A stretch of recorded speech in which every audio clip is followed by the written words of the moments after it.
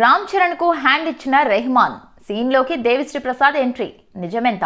Game changer disaster తర్వాత రామ్ చరణ్ ఆశలన్నీ బుచ్చిబాబు సినిమాపైనే ఉన్నాయి. ఈ సినిమాతో అయినా సాలిడ్ కమ్ బ్యాక్ ఇవ్వాలని చూస్తున్నాడు గ్లోబల్ హీరో. సుకుమార్ రాసిన కథతో తెరకెక్కబోతున్న ఈ సినిమాలో బాలీవుడ్ బ్యూటీ జాన్వీ కపూర్ హీరోయిన్ గా నటిస్తోంది. ఈ సినిమాకు పెద్ది అన్న టైటిల్ ను పెట్టే ఆలోచనలో ఉన్నారు టీం.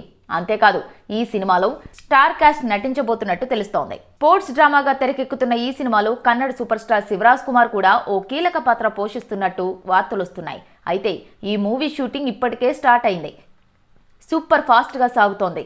2 షెడ్యూల్స్ కూడా కంప్లీట్ అయ్యాయట. తాజాగా 3వ షెడ్యూల్ షూటింగ్ ను హైదరాబాద్ లో చేస్తున్నట్టు తెలుస్తోంది.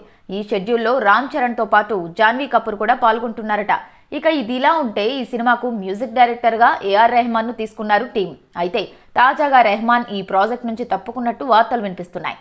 కొన్ని కారణాల వల్ల ఆయన ఈ సినిమాను వదులుకున్నారని, రెహమాన్ ప్లేస్ లోకి దేవిశ్రీ ప్రసాద్ ను తీసుకున్నట్టు సమాచారం అందుతోంది. కానీ ఈ వార్తలను ఈ మూవీ టీం కొట్టిపారేసినట్టు తెలుస్తోంది.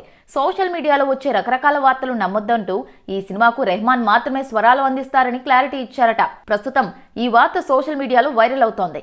ఈ సినిమా సుకుమార్ అండర్లో నడుస్తుండటంతో దేవిశ్రీని ఆయన రికమెండ్ చేశారా ఏంటి అని సోషల్ మీడియాలో రకరకాల కామెంట్లు వినిపిస్తున్నాయి. ఈ మూవీని దీపావళి వరకు రిలీజ్ చేయాలనే ప్లాన్ తో ఉన్నారు టీం. షూటింగ్ కూడా ఫాస్ట్ గానే కంప్లీట్ అవుతోంది.